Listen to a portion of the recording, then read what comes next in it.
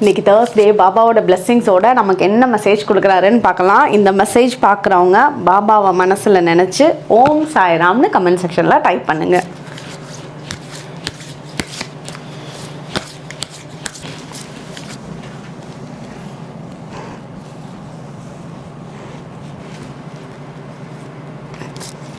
பாபாவோட மெசேஜ் உங்களுக்கு மெயினாக என்னென்னா, நீங்கள் கேட்டது கிடைக்கும், அவ்வளோதான். சிம்பிளாக ஒரே வார்த்தை. நீங்கள் என்ன வேண்டி உருகி கேட்டுட்ருக்கீங்களோ, நீங்கள் கேட்ட விஷயத்த பாபா கொடுக்க போகிறாரு. நீங்கள் ரெடியாக வாங்கிறதுக்கு மட்டும் இருங்க.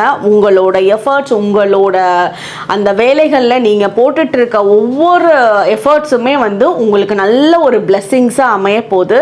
அதே மாதிரி இப்போ நீங்கள் புது விஷயங்கள், ஒரு புது மனிதர்கள்ட்ட பேசுறது, புது வேலையை ஸ்டார்ட் பண்ணுறது, இதெல்லாம் உங்களுக்கு பர்ஃபெக்டாக நீங்கள் நினச்சி வேண்டுற மாதிரி கிடைக்க போது. இதுக்குள்ள வர ஏற்படுற தடங்கல்கள் ஒரு பஸ்பம் மாதிரி பொறிஞ்சு அப்படியே நகர்ந்து போகுது. தடங்கள் இல்லாம உங்களோட வேலைகளை சீரா செய்யறதுக்கு பாபாவோட அருள் ரொம்ப நல்லா இருக்கு.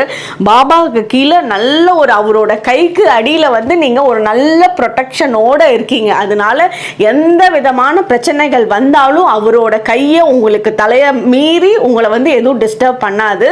அந்த அளவுக்கு பாபா ப்ரொடெக்ஷன்ல இருக்கீங்க.